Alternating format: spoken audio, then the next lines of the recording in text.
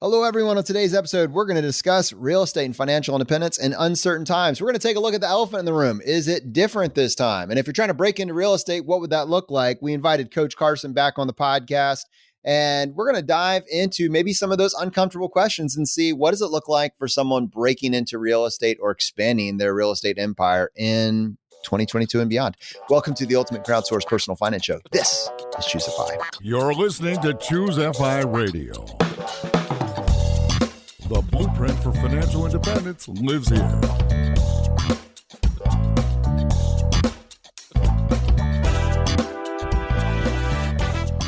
If you're looking to unlock the secrets to financial independence and early retirement, you're in the right place. Stay tuned and join a community of like-minded people who are getting off the hamster wheel and taking control of their lives in the pursuit of financial independence. Choose FI, your home for financial independence online.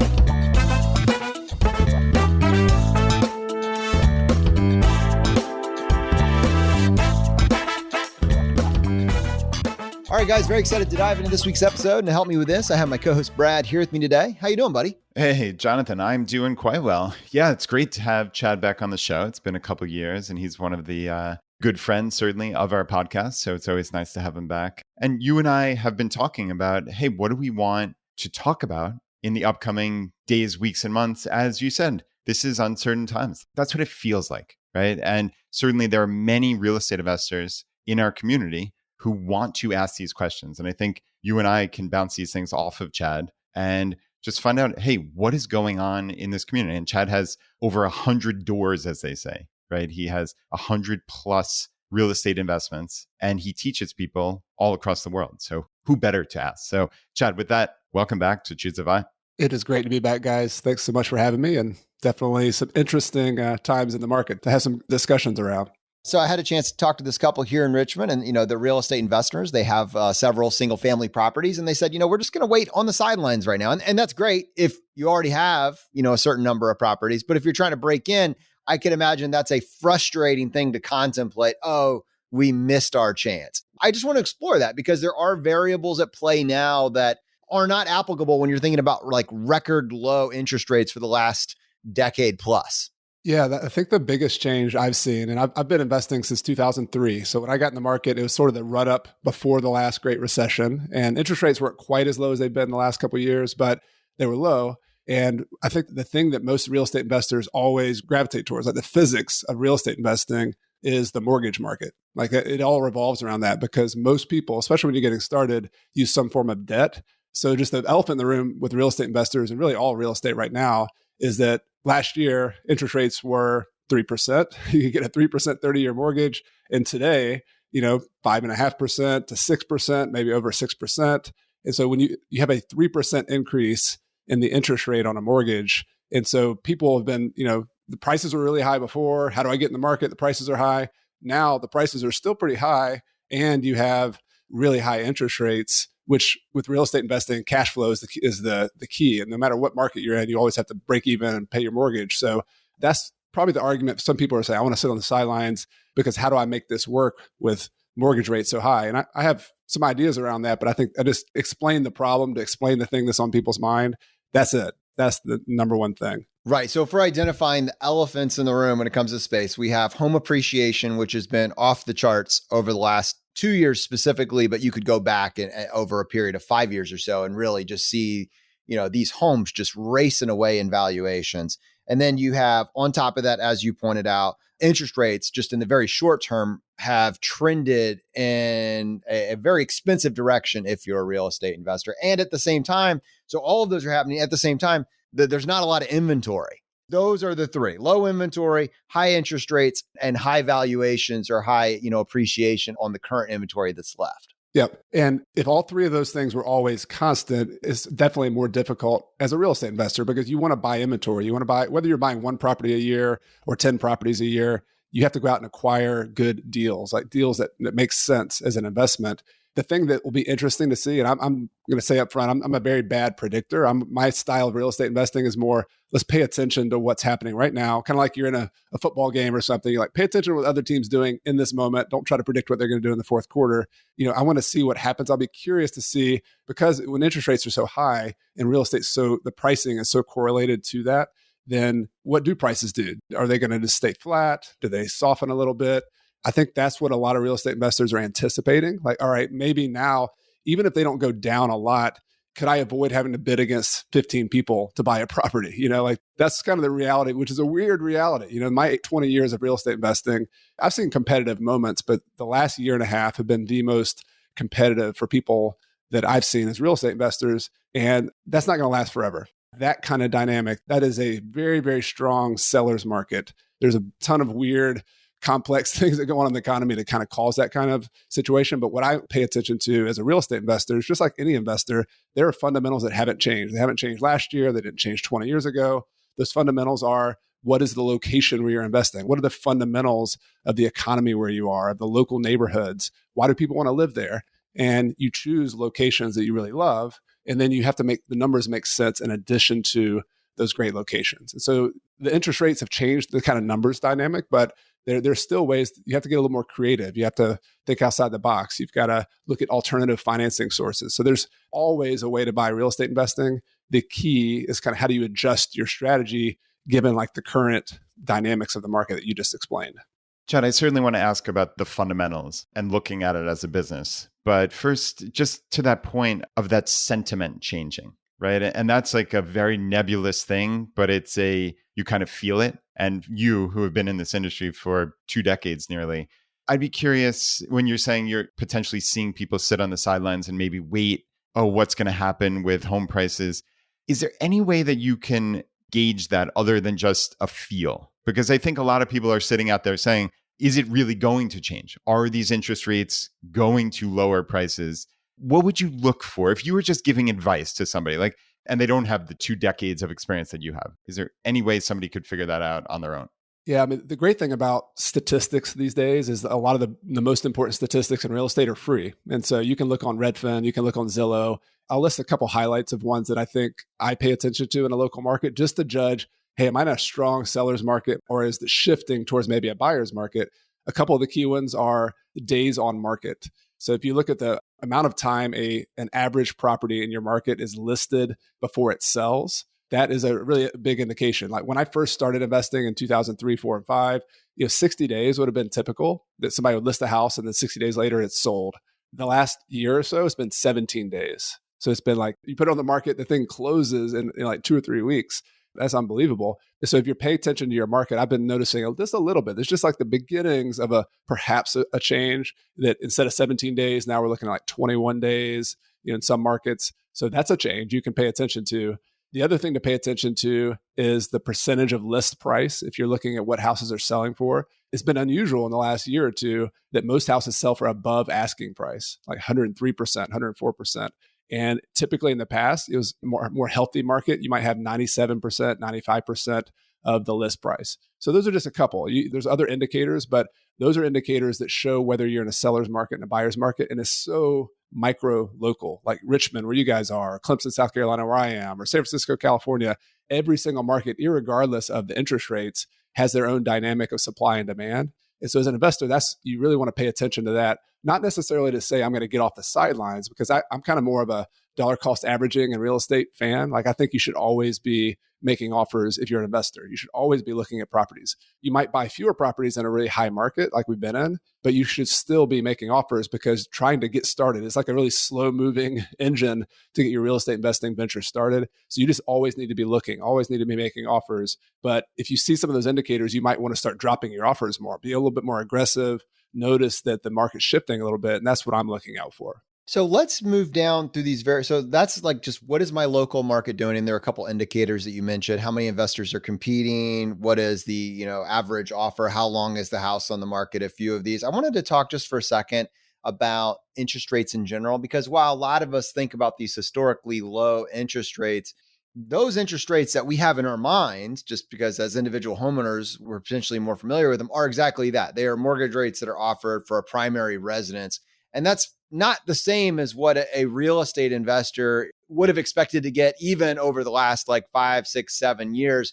Why don't we just talk through that interest rate variable that, you have in your mind, or that someone breaking into real estate would probably need to be more familiar with as it pertains to using debt to purchase additional properties? Yeah. So the mortgage market has a kind of a hierarchy, basically, and it's a hierarchy of risk. So the least risky mortgage loan you can get in real estate is to live in a property, be an owner occupant, and put 20% down. Just be a typical, at least 20% down. If you're a banker, that's going to be your number one loan. Like, you'd love to make that loan.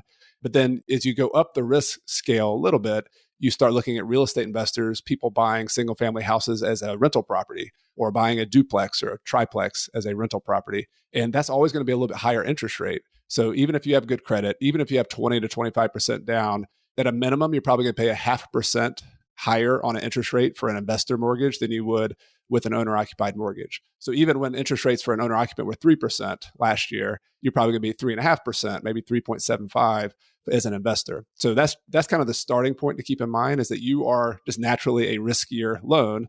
And so you're going to have to, when you're running your numbers, let's take that into account. Ask your mortgage broker, ask your lender what your mortgage rates might be. But the other thing to keep in mind is that investors often have a cutoff point. So if you're buying 1 or 2 investment properties, you're probably going to be fine getting what's called a conventional mortgage. So this is the mortgages that are backed by Fannie Mae and Freddie Mac, or they're in this typical mortgage market.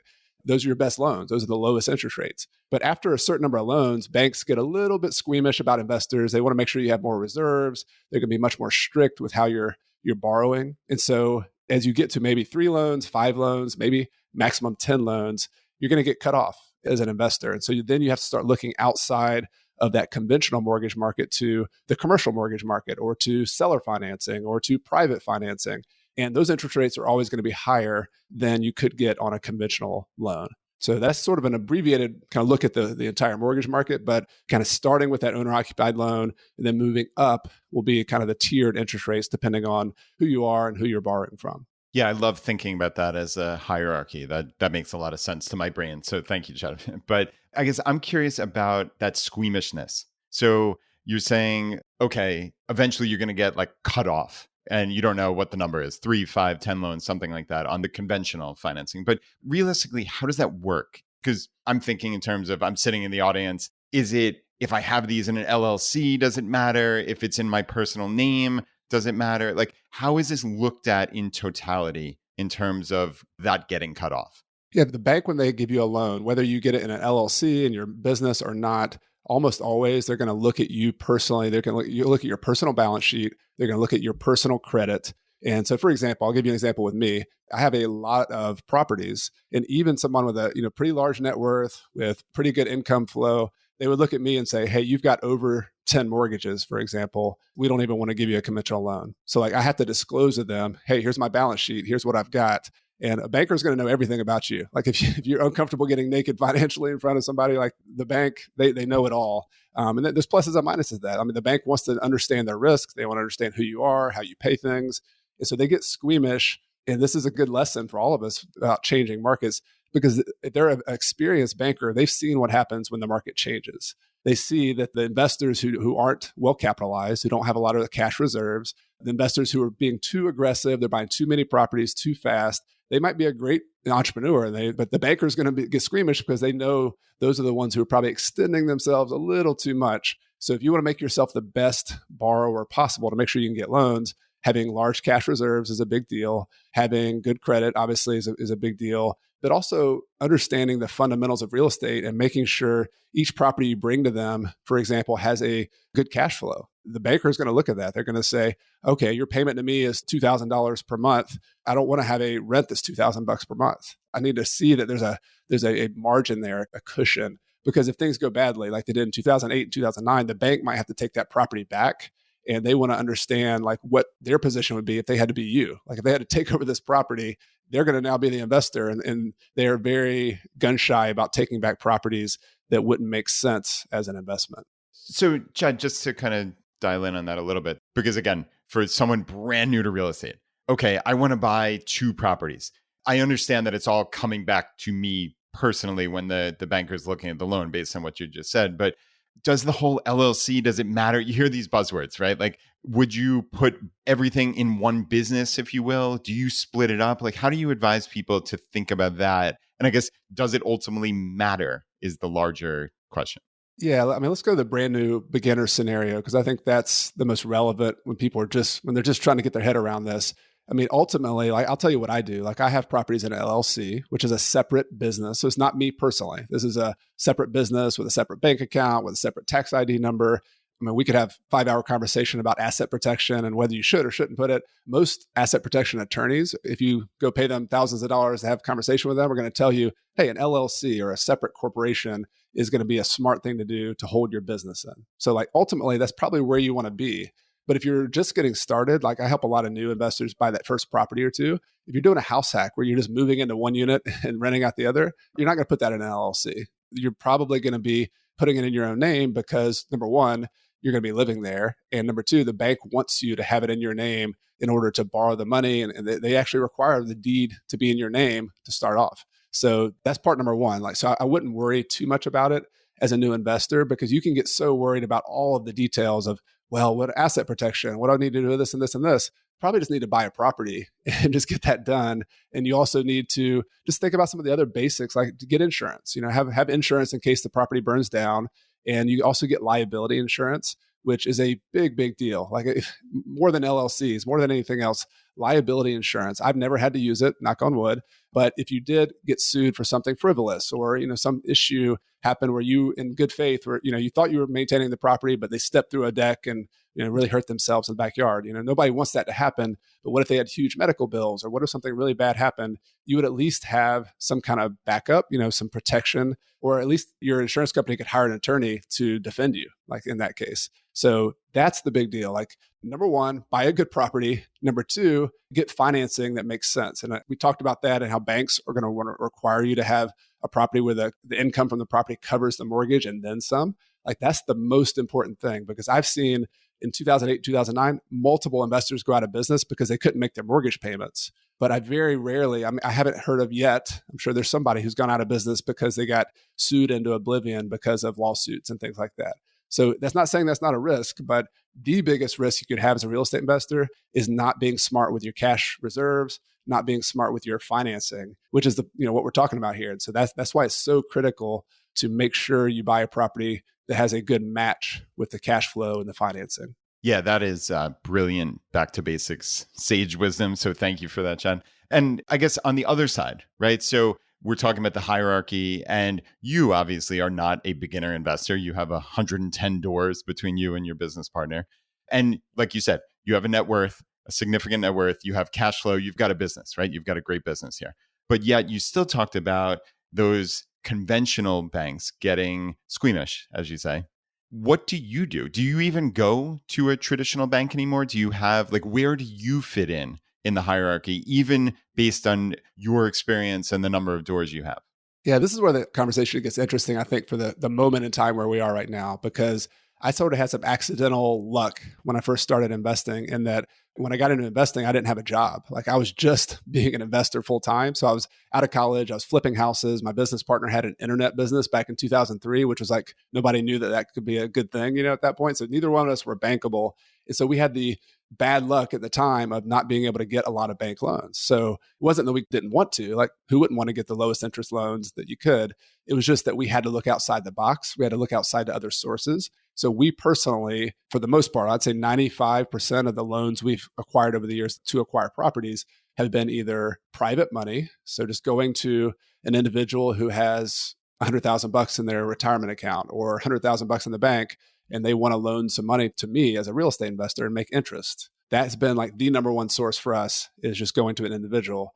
Number two has been working with sellers. And I think this is a very relevant topic for today's time, is actually talking to people who are selling properties, particularly when they get motivated. So let's say the market kind of shifts and people are like, oh, wait a minute, it's not quite as hot. I'm not getting 10 offers like I used to.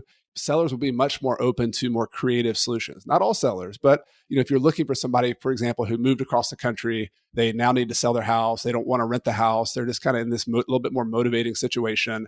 or even, some financially distressing situations. They're just, hey, we're getting divorced. I just need to sell this house. Or a very common one for me has been landlords who are just sort of tired of being a landlord. They're just like, all right, I didn't really study property management. I didn't do a good job of screening my tenants. I had a bad tenant. Now I just want to get out of the business. That's a great candidate. I've had a lot of the properties that I've bought have been from landlords who either just retiring because their age is, they're just done with it, or they just didn't study the business. So there's lots of situations like that where instead of just doing the conventional thing and going to the bank and getting a loan, if you have the option, it's like a toolbox almost, where you say, hey, I could pay you cash and here's what I could do. Or if you were willing to receive a down payment from me and me make you monthly payments, here's another alternative that could be a win-win. And I've done many, many deals like that over the years.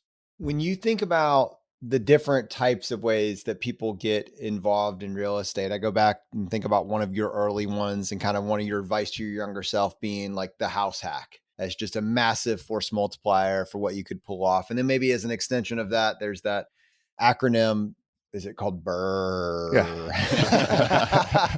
Buy, rehab, rent, refinance, repeat, which could be a house hack, or it could be, with any other type of thing. You could also, I've seen some people in some markets be able to successfully pull off single family housing, but they're like such low dollar amounts that they're just buying them outright cash, no mortgage involved, maybe that $40,000 to $80,000 range. And there's some markets where those still exist. And then there's the single family rentals. And then you start getting into, I guess, effectively back to the quads or even low level commercial real estate. With the students that you've worked with, where are you seeing, like if we were to come up with this fundamental kind of prototype for people to evaluate, do the numbers still work in this environment? What are you seeing most of your students actually doing? All these things you could do, what are people in your cohort actually doing? Yeah, I love this question because when I've interviewed other real estate investors who are more experienced, like, Paula Pant, who's been on the show, and other friends of mine in real estate investing, almost, I don't have the exact number, but a large majority of them used one or two strategies to get started. So this would be a good nugget for people who are getting started themselves. It was either house hacking. So they moved into a single family house, a duplex, a triplex, a fourplex, and they rented out a part of their house that they lived in. So generating income from your residence, house hacking. I'm such a fan. I've always been a fan. That was the first show when I talked to you guys for the first time on the Choose FI podcast way back in the day. It was about house hacking because it has so many benefits. It has the benefit of you are moving into the property. So remember the owner occupied financing that we talked about earlier, how much easier that is to get, how much better the interest rates are because you're living in the property. So that's a big one. You can also get lower down payments because you're getting into house hacking. So if I were just buying a property purely as an investor, minimum 20% down, but probably 25 to 30% down is more what you're looking for. So on a $200,000 property, that's a big deal to have to come up with, 40 to 50 grand instead of maybe 5% down or 3.5% down on a house hack. I mean, that could be the difference between getting in the game and not getting in the game, because when you first start, you don't have a lot of capital, not always. So house hacking, I love it. There's some variations on house hacking. So that's, if people didn't start with that, they might have started with, let me just move into a single family house. I'm not going to rent it out while I live there, but down the road, I'm going to finance this such, and I'm going to fix it up such that I could eventually rent it out maybe one of these days. So maybe they live there for 2 or 3 years and then rent it out after that. And this is something my wife and I did after we lived in the fourplex. We got married and moved into unit number 2 of our little fourplex, which we still have today. We still rent that out. We moved up, and wanted to have kids. And so we moved into a 3-bedroom, 2-bath house. And the house was great. We loved it. We lived in there. We, brought our first baby home from the hospital there. But then once we outgrew that house, we found another deal, because I'm a real estate investor. I'm always finding deals. Then we just, instead of selling that house, we just kept it. And we kept it as a rental property. We still have that today. So I think I love the simplicity of both of those scenarios, the house hack or just rent your house out. Either one of those, you could build. If you're like most people, you just need 3 or 4 houses, maybe 2 houses, maybe 1.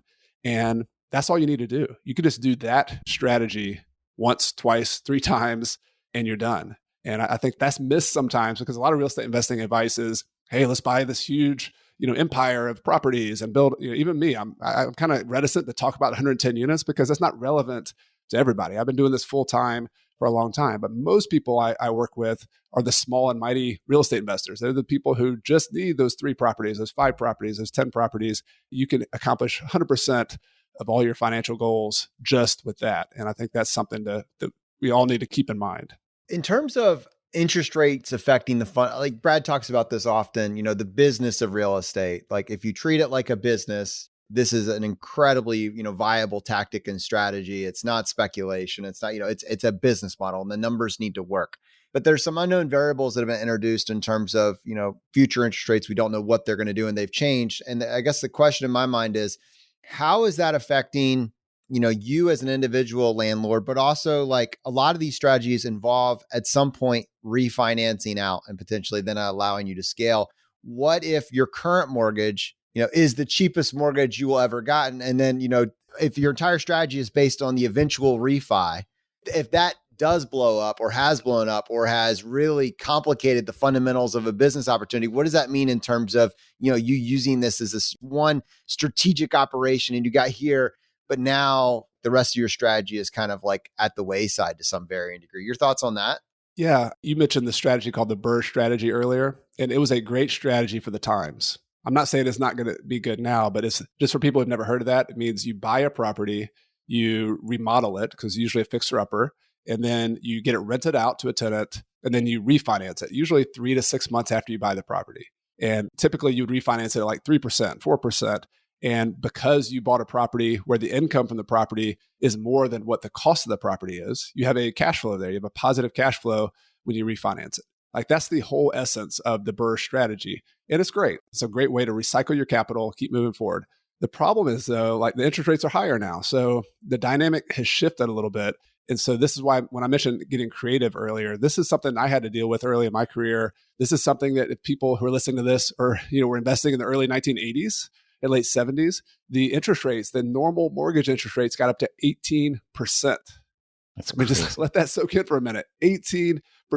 There's no way that any rental property you were buying in those days produced an income percentage of 18%. They were probably at best, 10% or 8%. So this is not a new thing. I guess is my main point. This is one of those adjustments we have to make. So here are a couple practical ideas. If you have a mortgage right now that's 3% and your property, let's say just simple math, like if you were to pay cash for that property, let's say it produced what's called a cap rate of 5% or 6%. That's just a way of looking at your rental property and comparing the income from the property to the cost of it. So if your property is producing 5 or 6% and your cost of funds is 3%, that is an amazing wealth building deal. Like don't change that. Like leave that alone. Because if you hold that property over the next 10 years, as the rents go up, your income's going to go up, up, up, up, up. And your mortgage cost, your biggest cost is fixed. And so there's a beautiful gap between that rising rent and fixed interest cost. Don't mess with that. Like leave that alone. So that's like step number one. But what do you do if you want to buy new properties? Because what's going to happen is you have this same property that produces 6%, and now you got to go borrow money at 6%. So there's no margin there. Or it might even be upside down. It might be the property, if you're in California, a lot of markets that I look at, it's a 3% or a 4%. The properties do not produce that much cash flow, and the cost of funds is still 6%. So that's a totally different dynamic. So the way you think outside the box is using existing financing from other people. So for example, I gave you, talked about earlier, a landlord. Like let's say that a landlord's owned a property for 30 years and she has paid the property off. It's owned free and clear. That landlord can choose to finance the property to you at whatever rate they want. It's whatever you negotiate. So I have bought properties with 3% interest rates from the seller, 4% interest rates, 2%. I've even gotten some at 0%, where I paid probably a full price for the property, but my goal was to get this property paid down really quickly. And so when you start understanding how valuable the terms of your financing are, and you start negotiating that with sellers, it changes the whole ballgame. But the fundamentals of the property don't change. It's you as an investor negotiating and looking at things a little bit differently. Hey, this is Andrew from the Choose FI team. Hope you're enjoying the show. We're going to get right back to it after these quick messages.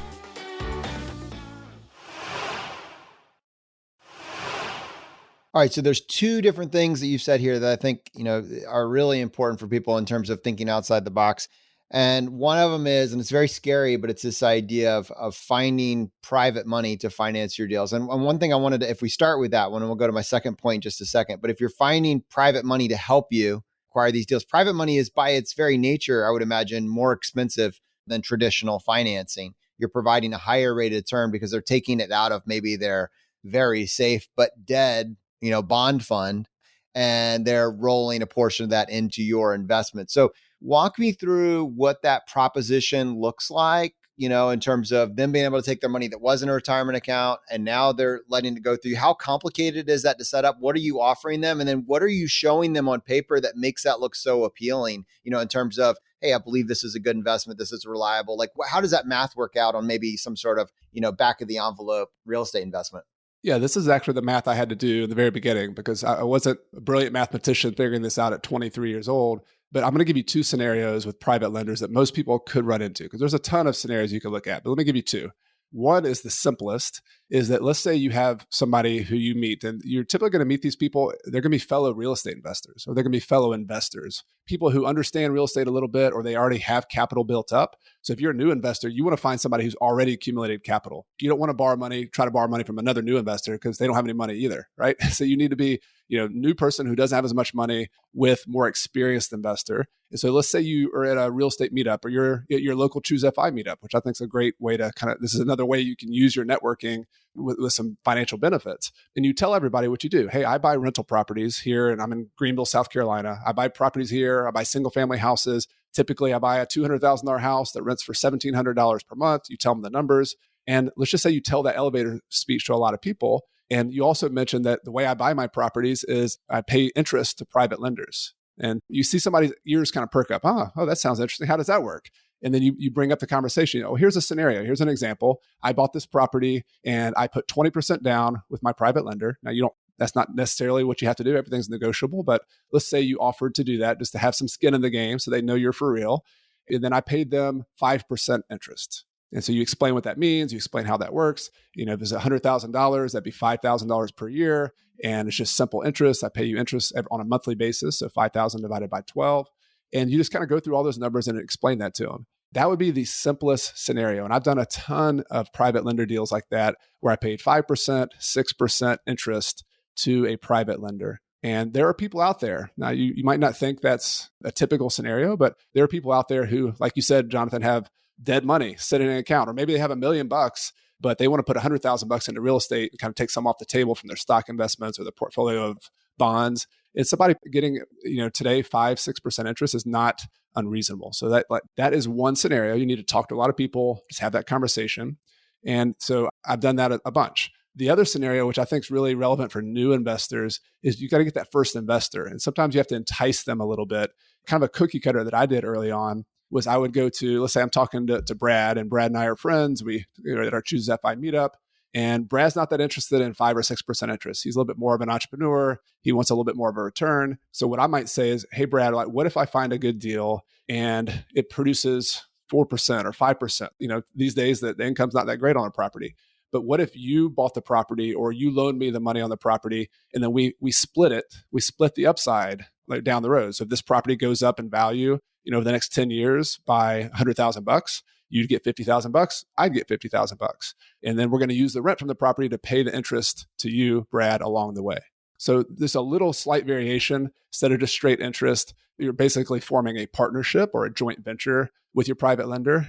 And I've done both of those, especially early on. And my philosophy as a new investor was, I don't have enough money. Like I'm either going to get no deal or I got to just pay my private lender whatever they need to make it worth their while. And if you want to get deals done, that's where you can get creative, because a private lender, I've had some where the deal only supported paying, 3 or 4% interest on the front end. But then down the road, there's a lot of profit on the back end from the growth of that property, or maybe I'm going to fix it up and it's going to do really well. The neighborhood's good. You can get so creative when you have somebody you're sitting across the table from who's another individual. That's why I've almost always used private lenders or seller financing instead of bank financing, because that relationship allows you to do repeat business. It allows you to do business even in a recession when everybody's panicking. I had private lenders who still loaned me money in 2008, 9, and 10, and we bought a lot of deals, some of the best deals we ever bought, because we had that relationship with that person going on since before that started. Yeah, Chad, since Brad was the hypothetical hard-nosed person in your example here, I'm going to play devil's advocate for a second. So just bear with me. So I'm hearing this as it's easy to say, get creative. And I totally get your examples and they're fantastic. But it seems to me, again, devil's advocate, that's at the margins, right? Like most people, I would imagine, are starting out, they're going through a conventional bank, and we're in a rising interest rate environment. There's no two ways about that, right? Mortgage just went from 3 to 6%. And you were describing an example of, hey, when you have a 6% cap rate, I think you said, versus 3% cost of money, okay, the numbers could make some sense. But now we're at 6 and 6, it doesn't make any sense, or it potentially doesn't make any sense, right? There's nuance to everything. But does something ultimately have to give? Like if it's a 6% at the current rents, are we going to see rising rents significantly across the board from real estate investors because the numbers simply don't make sense based on the current environment? Are we going to see home prices decrease, which would be another way to maybe smooth out the numbers making sense? Like, again, with that devil's advocate cap on, like, do you see that realistically happening? Or am I just wrong that what you described isn't at the margins, that is the vast majority of real estate investing? Like, give me some flavor on what you think, like when the rubber meets the road here, what is going to happen? Yeah. So what I'm hearing is there's a great devil's advocate position is like, hey, the fundamentals of the real estate market are 6% properties with 6% cost of funds. Like, why am I even investing in this property in the first place? Right. I think the same argument can be made across the board on most asset classes right now. It's like, okay, like the earnings of the S&P 500. I'm a big index fund investor like you guys are. I own the S&P 500 or the VTI. You know, the earnings of the entire stock market are what, 5%, 4%. You know, it's very similar numbers. Like the earnings to the prices are just out of whack all over the board, right? So my case though for investing in real estate, it's very similar to investing in index funds, is I have a long-term investment thesis of a location and a type of property. And I say, you know what, this type of property over the long run, I don't know when, I don't know how, but my thesis is that it's going to get better and better over time. Number one, that I'm going to be able to keep a tenant in this house because it's a demand location. That even in a recession, this is what happened to me in 2008, even in a recession, I can find tenants to rent this property out at a consistent, I have pricing control. So this neighborhood attracts people who have good jobs. And even if on the fringes of the market, people are having a hard time renting properties, this is a great property. So that's why that's so important. It's a qualitative thing to buy a good location with a good property. But when the rubber meets the road, having a paying tenant staying in your property is how this whole thing works. So that's number one. But number two, can I raise my rents over time is a big deal. I mean, we're in 8% inflation environment right now. Real estate compared to a lot of other assets to me is one of the best inflation hedges. And it's correlated with salary growth. So it's not unlimited growth, but I think it's been reasonable over the last 40, 50 years that most markets that are healthy, where there's jobs coming in, where there's people moving in, population's growing, to have a 3% rent growth, 4% rent growth is not unreasonable. Right. So the devil's advocate position that Brad took a second ago, 6% and 6%, is assuming status quo for perpetuity. And your thesis is relying on, it has a couple factors. It has the ability that with inflation, there will be rent increases that correlate along with that will increase that spread over time. And then two, although this isn't baked into the deal at the point of sale, it's a general recognition of home appreciation over time as well. Yes. And also, I think you could also add in another factor. As the market shifts, I always used to buy properties at a discount in the very beginning. So, what's been typical is you buy a property at 103% of the full value. I don't make that assumption. I think you can start assuming that you can buy properties at 90%, 80%, 70%. That's what real estate investors have traditionally done. And you can make an argument for paying 100% of the value of the property if the income makes sense. If you have that 3%, 6% spread. But I think it's going to be more normal again to buy properties at a discount, which is another source of profit as well, that you're going to build in appreciation in the very beginning.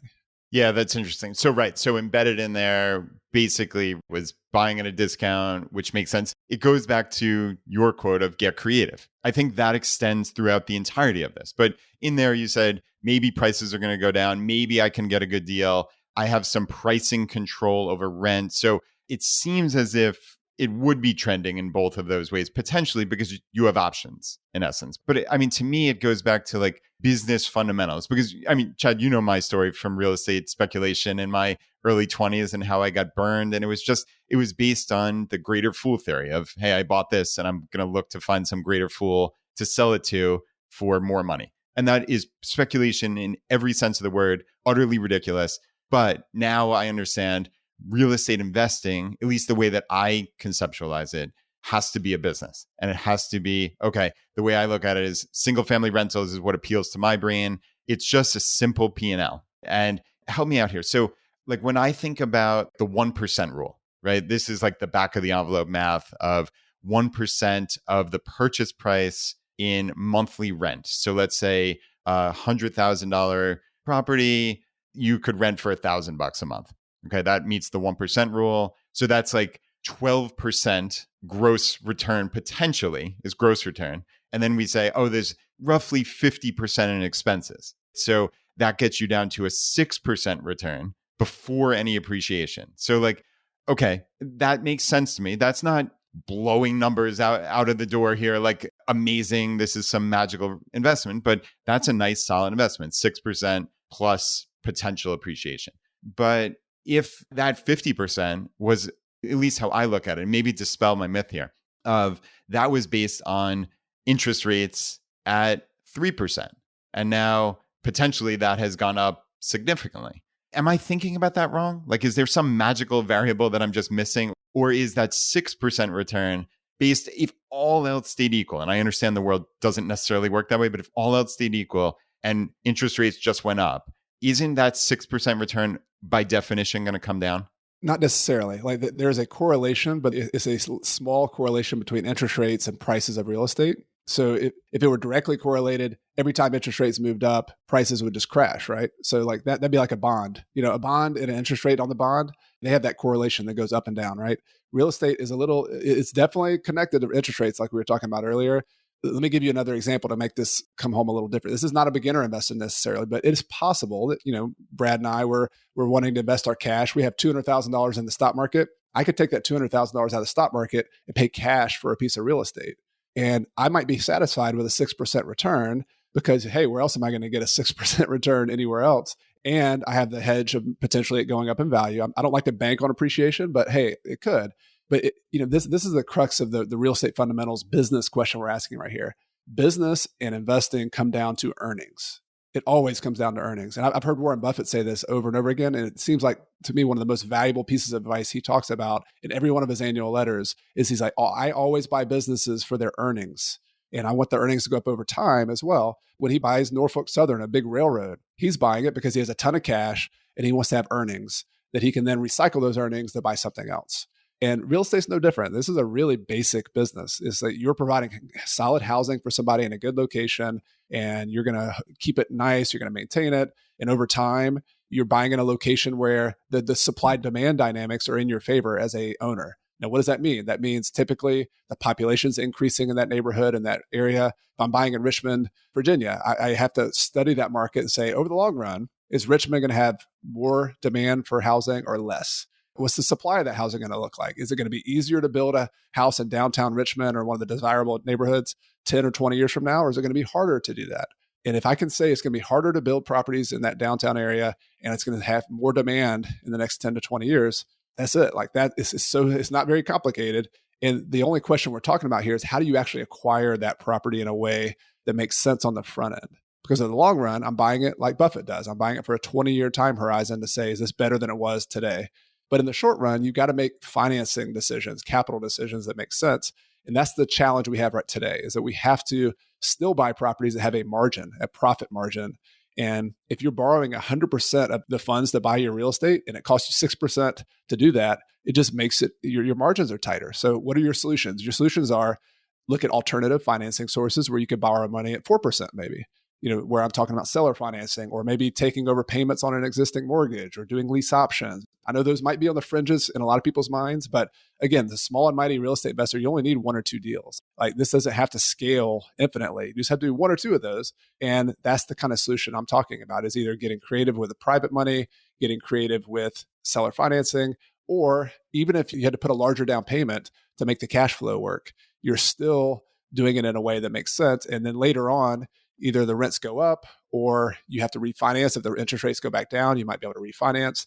That's your strategy over the long run in order to make the financing work. Well, I guess the one question would be, like, in this type of environment, does the current market conditions really favor the fringe real estate investor? You know, there's a time where like everybody sees the value of investing, at least those who have, you know, cash and reserves. And then there's the times where it's hard, except for the scrappy ones. And in that case, like the ones that are actually to, you know, pull out these deals as opposed to everybody else being on the sidelines are the ones that are more open to these non-traditional, but potentially viable methods if the numbers as a business work. Two things, you know, that stuck out to me as you were talking.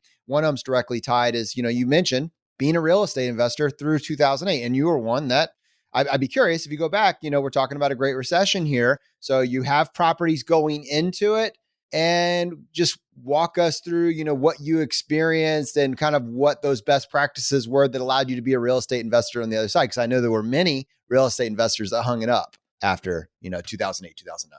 Yeah, I'll say up front that we didn't have any great predictive power. So we did not see everything coming. We saw a ton of foreclosures before 2007 and 8, and something seemed up, right? But it wasn't like we had it all figured out. So I want to say that up front. But I think there were two dynamics that made it really tough in 2008 and 9. And then I'll talk about how we were able to kind of get through those. And you could look at them like storm waves. You're out on the ocean, you're a sailboat and you're out on the ocean, and we were having to like button the hatches and figure out how we're going to get through this storm. The first storm was the fact that job losses were happening. So real estate is related to jobs. Like that's so closely connected. So if your tenants lose their jobs, you're in the same boat they are, right? Because they can't pay their rent. And so we had a lot of job losses. We had people who were not able to pay their rent. So we had vacancies, and that means we had a lot of turnover. And then we had the other kind of factor from the market was financing just evaporated. So what we're talking about here with conventional financing, remember how I said the hierarchy, owner-occupant loans are your least risky, most desirable for a bank. Well, what happened was the doors to investor loans basically just closed overnight because every bank in the entire world was pulling in their money. They were saying, get every bit of cash we have and pull it in, because they're in the same boat. They owe money to somebody else.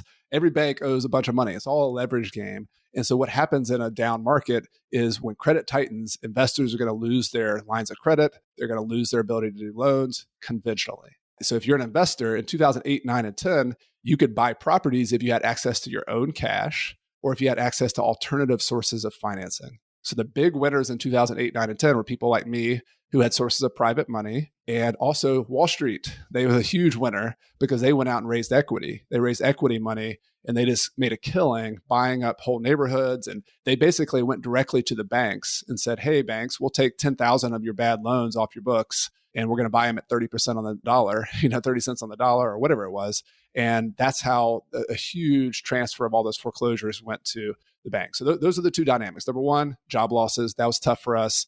Number two, no financing. And so how do we survive the first part of it? Just having a lot of vacancies, having a lot of turnover, was cash reserves. There wasn't anything brilliant. It was just we'd saved a bunch of our cash. We lived frugally. We followed the Choose FI, model. We didn't spend a bunch of money. We saved our cash. We lived like we were college students, even though we weren't college students.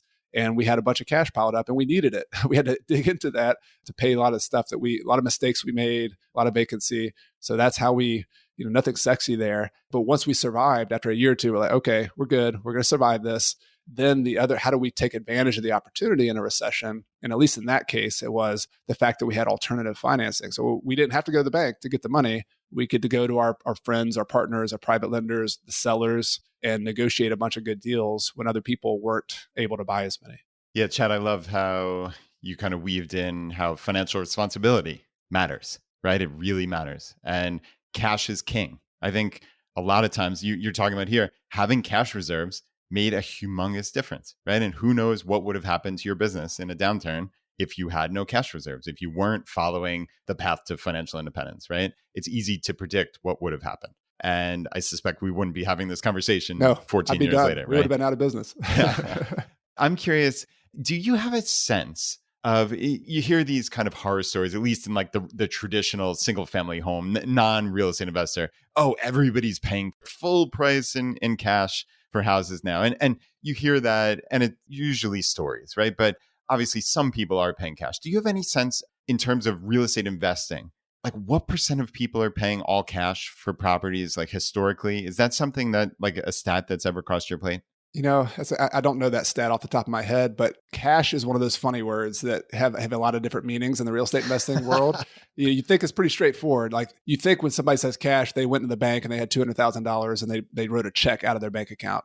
That's the most probably extreme version. And The closer you can get to that, the better, right? Because the bank can't take away your cash in your bank. At least they haven't in a long time. I've been in Argentina. I love how you had to caveat. Yeah. Well, I was just thinking, I was traveling in Argentina. This is a little segue, and talked to my real estate investors there. And they're like, oh yeah, well, we had a bank who froze our cash accounts for a year and a half during the banking crisis. And I was like, really? Okay. That's why you don't put your money in the bank. But anyway, so that's the best scenario. But what most investors do when they pay cash, they have a line of credit with a bank perhaps, or maybe they sold a property and now they have the funds from that property now are going to another property through a 1031 exchange. That's another example. But the point is, like, most of the time there's some strings attached. There's some kind of bank on the back end who's giving them a line of credit or some kind of easy source of money. But that's the part that gets pulled during a recession. Like, those lines of credit will be pulled so fast. I mean, look at page 7 of your line of credit and read all that small print that they're not going to let you have a line of credit when the banks are pulling in their credit. So the point is, going back to your point, Brad, like, cash does matter. It matters to have reserves for when things go badly, but it also matters to have people who have real cash. Because in the downturns, that's where the opportunity happens. And if I can call up Jonathan and Brad and say, hey guys, like, I've got these really good deals. I've got more deals than I can handle. If you guys want in, we can partner together. We can do a private loan. We can do something. And if I have trust with you, that's a key variable too. If you guys trust me, then we can do deals together. And that's how I've done deals. That's how the people I know who've been in the business for 50, 60 years, who made it through the 70s and 80s, that's how they've done business. This is a people business. And at least the style I do, small and mighty, keep it small. It's just a people business. It's just us working together, making things happen, working together over the long run. And that's a very different model than what people have been kind of spoiled with for the last 5 or 6 years. Go to the bank, get a conventional loan, put 20% down. Nothing wrong with that. But if you want to be more resilient to the ups and downs of a market, you got to think a little bit differently than that. Yeah, I like that. And you mentioned in there the tax treatment, the 1031 exchange, et cetera. And there's a bunch of nuance on how you can go about moving money from one sale to another investment. But I actually had a question for you about the cost to someone that is giving you this money. Like, for instance, with one of your private investors, you said that, they had all this money sitting in their 401k. Well, there's the early retiree with potentially money in their 401k, and there's potentially a penalty attached to, grabbing that money. And then even to the individual that's, it's got money in their 401k, but they're beyond the 59 and a half, there's a tax implication to them. If they were just to grab 100K out of their $1 million portfolio, there's a tax implication. So my question is, in the context of what you're doing, are there creative strategies for how they actually are able to give you this cash to use, but still have its characterization be part of their 401k? Yeah. So first and foremost, don't take your money out of your 401k and pay taxes on it. That's definitely not what I'm talking about. But one of the best tools that allowed me to have access to private money was something related to this, was that I learned just by reading and, Bigger Pockets forums and things like that, that there's a niche retirement account service called a self-directed custodian. There's a bunch of them out there. I happen to use one called American IRA in Asheville, North Carolina.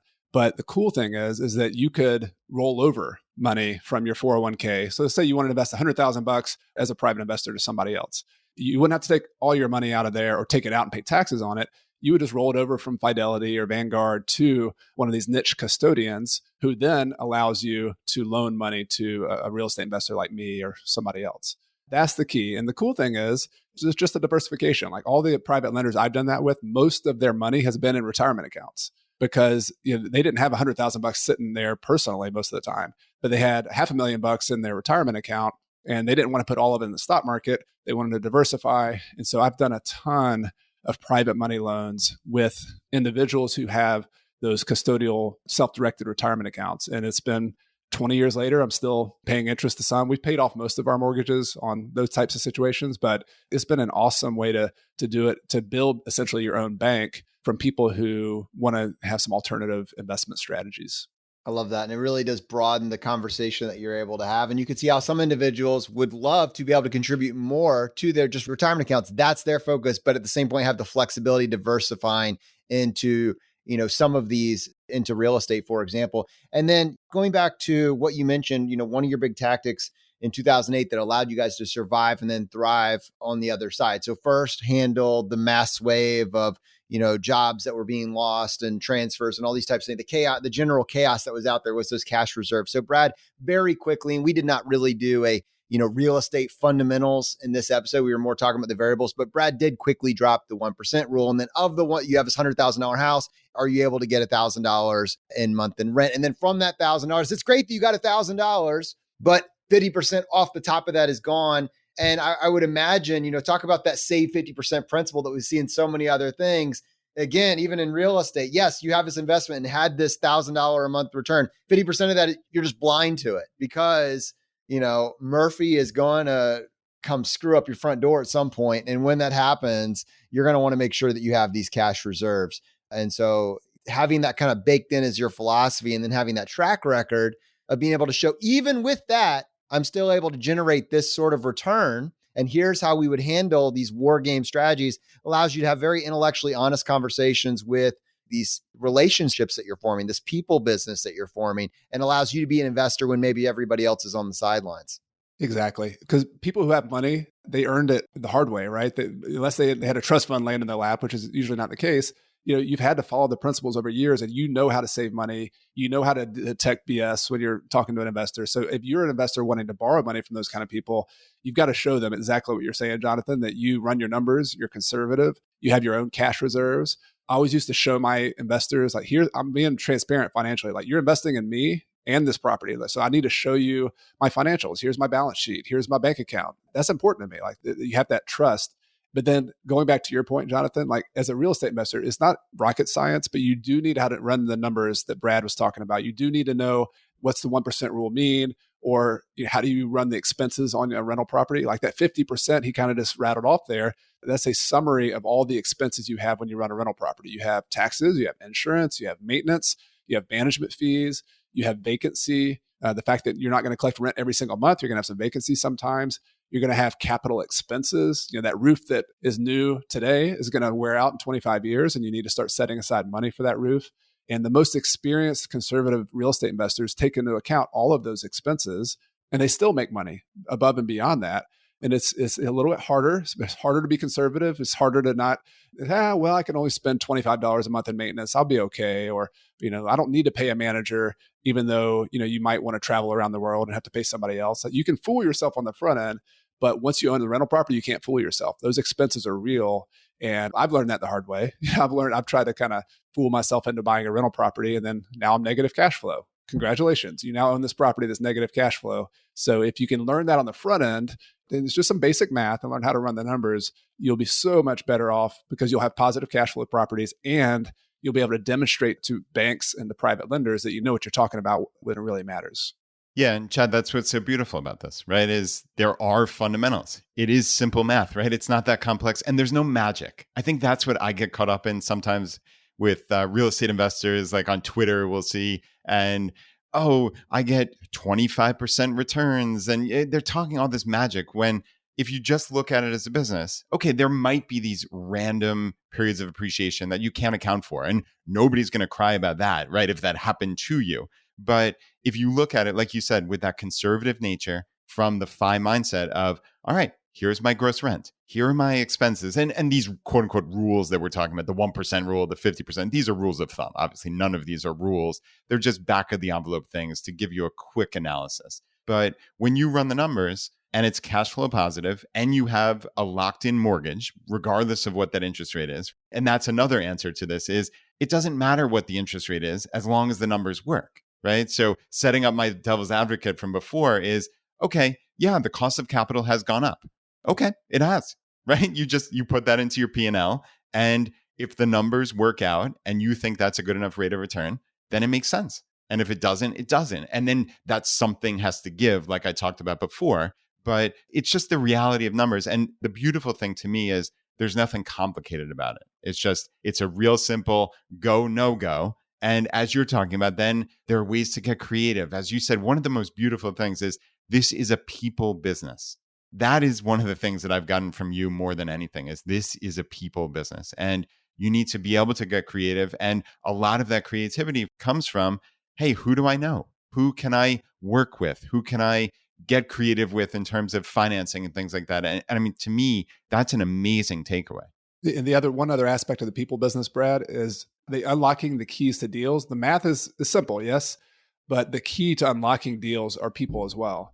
And so it's your real estate agent who goes out and finds you deals. It's your sellers who you negotiate with, and you basically partner with them so that they transfer this property to you at a number that makes sense. Like, most properties don't make sense. Like, if I want to acknowledge the reality. Most people listening to this, like, hey, well, every property I look at on Zillow doesn't meet the 1% rule. Like, it doesn't make sense. That's true. Like, most properties do not make sense. And especially the last couple of years, every student I've worked with has had to work really hard to find a deal, like make 15, 20, 25 offers before they even find a deal. That's the reality of it. So I just want to acknowledge that when people are out there. But if you focus on the people, if you focus on your team, you focus on negotiating and being just a decent person, that's the key. Like, that unlocks the deals. But then you have to be armed with the math and with the financing to execute and make that deal happen.